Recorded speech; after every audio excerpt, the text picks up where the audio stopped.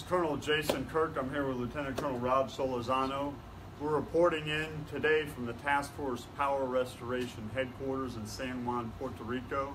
We actually are in the building with the Puerto Rican Electrical Power Authority, our partner in this critical grid restoration mission following on the damages wrought by Hurricanes Irma and Maria. Yesterday, we recognized a milestone. It was a milestone on the calendar and in the lives of many Puerto Ricans and citizens over in the Virgin Islands as well. For Puerto Rico, yesterday was the 6-month anniversary, if you will, of the landfall of Hurricane Maria back on 20 September. So that was 181 days ago. A quick update from the Task Force Power Restoration and the effort to restore power to pre-storm customers. You see on this chart a whole lot of green, the 93.4% of pre-storm customers restored, over 1.3 million customers back on the grid. But our focus remains, and you see this yellow piece in the center, in the mountainous center of Puerto Rico, down from the southeast forward where the storm struck. That remains a focus for the unified team that's getting after this restoration effort, to account for and still provide service to those 90,000 citizens that at this point, 6 months after the storm, do not have power. And we're doing that. Again, you see the simple note here is these arrows mean that we're moving transmission and distribution utility workers into that most affected area to make sure that in April and in some cases May and potentially even June that we get service back. And we will do that as urgently and as quickly as we can. The Corps is unified throughout this effort, working alongside PREPA, the Puerto Rican Electrical Power Authority. They have the lead for this restoration and set the priorities. When I speak to a unified command, I'm talking about PREPA, FEMA, who gave the Army Corps a mission assignment back on the 30th of September to undertake this monumental mission, and industry partners. And we've had industry utility forces here from New York, in particular the New York contingent, and then a number of other utilities from across the United States, Florida, just one of them that was here in force. At this point, the Army Corps is continuing this mission well into April. We also continue to execute the FEMA mission assignment to acquire and issue the bill of materials. At this point, we've brought over 26 million items to the island of Puerto Rico. We have the vast majority either en route to the Port of Ponce, our main distribution hub, or already on the island and pushed out. We've done thousands and thousands of miles of conductor wire. If you were to roll out the conductor wire that we have put back into this degraded grid, it would stretch from Washington, D.C. all the way to London. That just gives you an idea of how much wire we've had to put into place to help repair this 80% degraded grid. But we're still getting after it. At this point, we also have temporary generators in service. Not as many as we had at the height because the grid's back in better stead. But I want to hand off to my colleague and partner in this effort, Lieutenant Colonel Rob Solozano, who leads the Recovery Field Office. Thank you, sir. Glad to be here and provide a quick update in reference to our missions since 20 September. As mentioned by Colonel Kirk, it's being a joint endeavor working with FEMA and other agencies to ensure that the Puerto Rican people gets back to normalcy. Since then, I would say in reference to contributing to the effort of Task Force Power, temporary power has been one of the biggest things that we have done since the beginning. At the beginning of this, since September, we had about 2,100 taskers in reference to temporary power.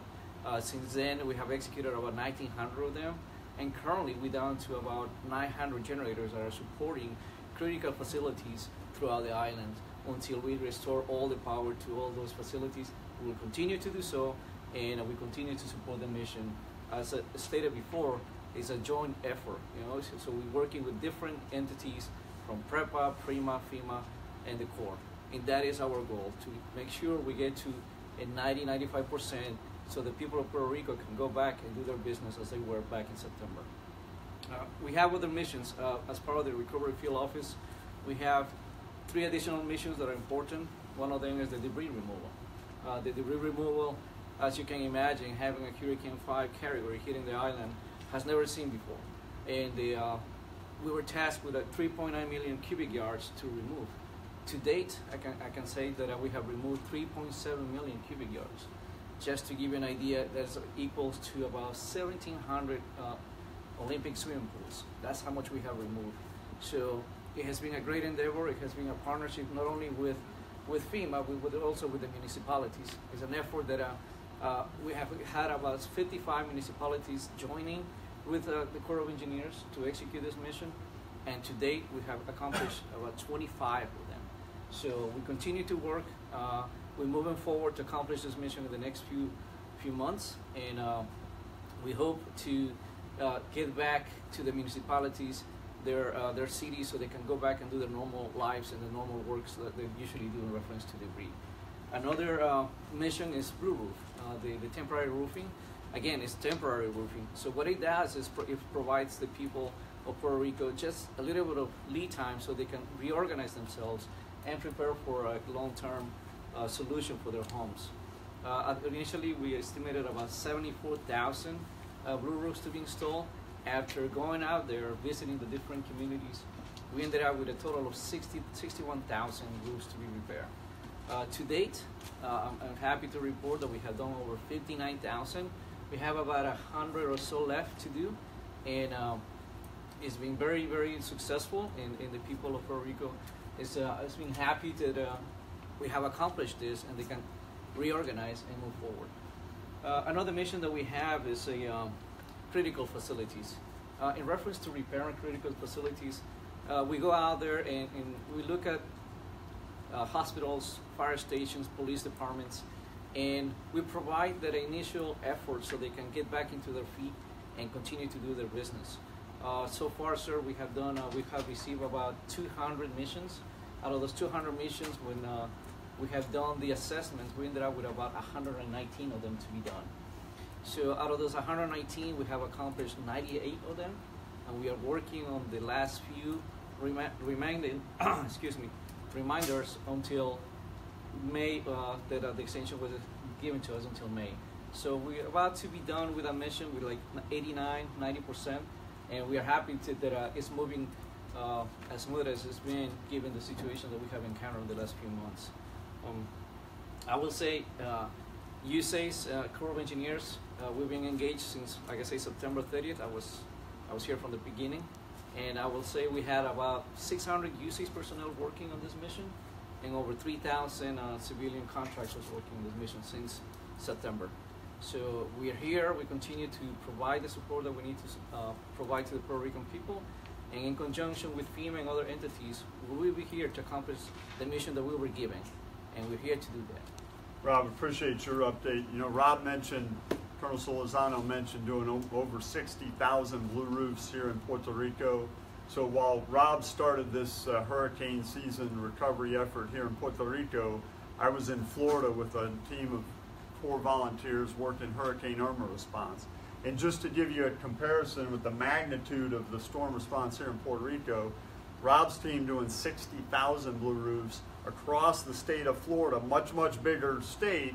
We were working in 30 counties, but there was only a need for 13,000, just above 13,000 blue roofs as opposed to 60,000 blue roofs.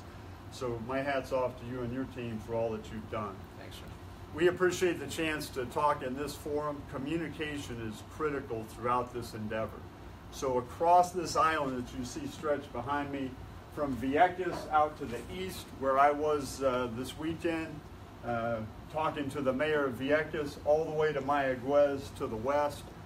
We are engaged talking to mayors because they're the folks that have to give information and updates to their populace. From the power restoration standpoint, we've put together maps that we've shared with every one of the 78 municipality mayors to help them understand the path to restoration that we're undertaking following PREPA's priorities. You've heard about and you appreciate this unprecedented disaster. Well, what you also need to know, and I know many of the folks out there do know, is the federal government has been all in since the beginning. This has been an unprecedented response to an unprecedented disaster. We were proud, alongside FEMA, to help the President's advisor for Homeland Security and Counterterrorism, Mr. Tom Bossert, who toured the island these past 3 days, and we toured him around in some of the most affected regions in the mountainous terrain here, and again all the way out to Vieques, as he expressed the commitment of the federal government to the citizens of Puerto Rico. So Rob and I are just two of the over 2,000 volunteers that have come to the island here in the past 6 months to do this critical emergency management recovery effort. We're proud to do it.